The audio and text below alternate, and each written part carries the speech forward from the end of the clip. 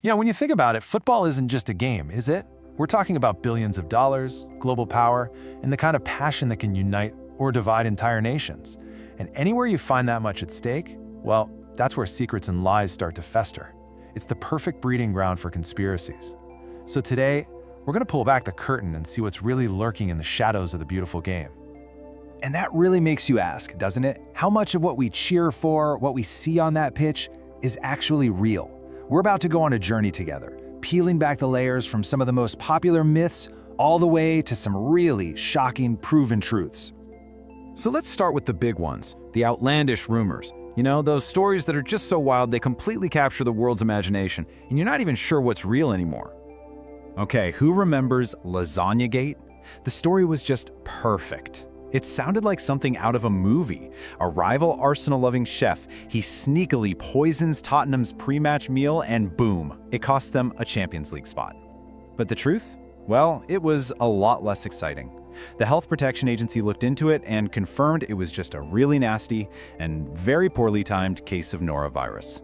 So no evil chef, no grand plot, just seriously bad luck. Now, not all theories are that easy to just brush aside, especially when you start following the money. And this number, $160 million, this was Nike's sponsorship deal with Brazil right before the 1998 World Cup final. And it's right at the heart of one of football's biggest and most persistent conspiracy theories, all centered on their superstar, Ronaldo. So here's the scene. It's just hours before the biggest game on earth. Suddenly, Ronaldo, the best player in the world, has some kind of mysterious convulsion. He's taken off the team sheet, but then just before kickoff, he's dramatically put back in. He goes on to play like a ghost, and Brazil gets crushed 3-0. The whole world screamed conspiracy. The theory was that Nike, to protect their massive investment, forced this clearly unfit star to play. And while the corporate pressure was no doubt intense, the verdict on this one is false. Medical reports and his own teammates later confirmed it was a genuine and frankly terrifying medical emergency. The real story wasn't in a boardroom, it was in a hospital room. All right, so we've debunked a couple of myths, but now we're moving into much murkier territory. We're stepping into the lingering shadows. These are the places where the conspiracies haven't been officially proven, but man, the evidence is so suspicious, you just can't ignore it. For this one, we look at the 2002 World Cup hosted by South Korea. Their unbelievable run to the semifinals was just paved with some of the strangest refereeing you will ever see.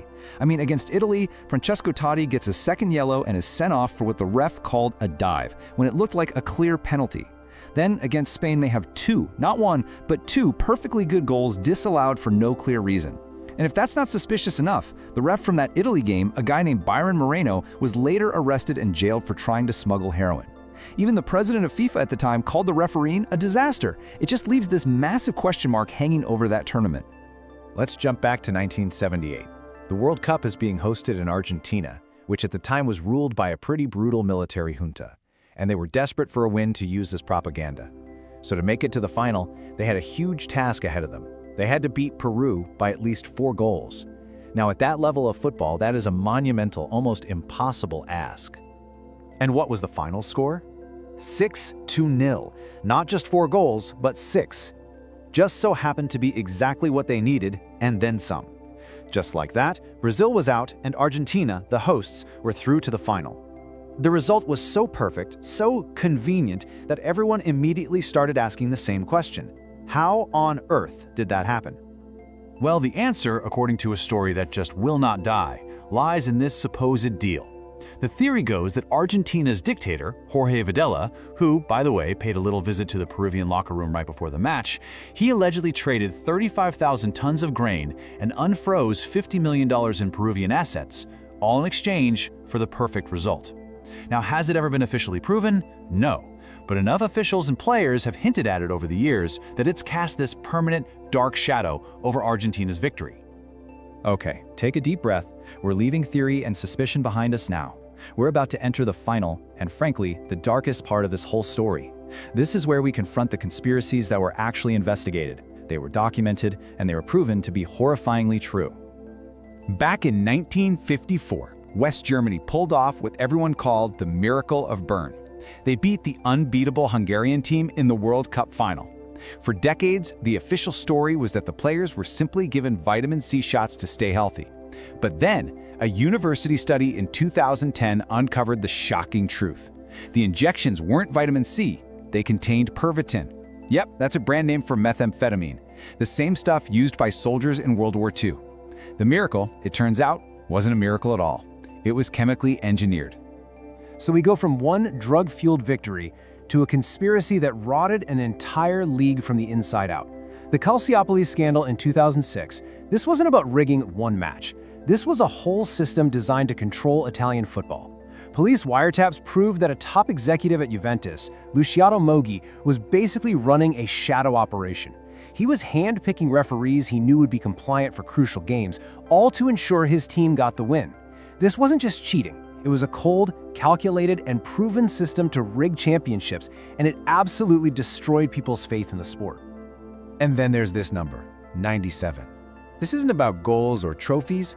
This is the 97 men, women, and children who went to a football match in 1989 and never, ever came home.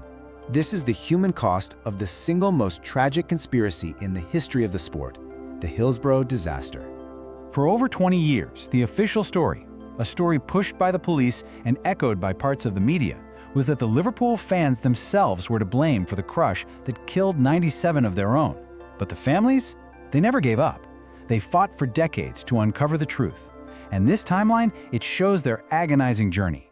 From an initial verdict of accidental death, all the way to the final hard-won ruling that the fans were in fact unlawfully killed. And let's be absolutely clear, this wasn't some clerical error. It was a deliberate, coordinated cover-up. This quote from the Independent report in 2012 just lays it bare. Police statements, hundreds of them, were systematically changed. They literally rewrote their own officers' accounts to remove anything that made them look bad and to push all of the blame onto the victims. It's not a theory. It is a proven, documented fact. So look at the journey we've been on. We started with the almost funny rumor about poisoned lasagna. We waded through the deep and really unsettling suspicions around those World Cups in '78 and '02, and we ended in the darkest of places, with the unthinkable truths of doping, systemic match fixing, and the horrific, decades-long cover-up of what happened at Hillsborough. Which really just leaves us with one final, unsettling thought to chew on. When you discover the real depths of the deception, the lies, and the human tragedies that have been hidden just beneath the surface, it has to make you wonder. Once all those shadows are exposed, can you ever look at the beautiful game in the same way again?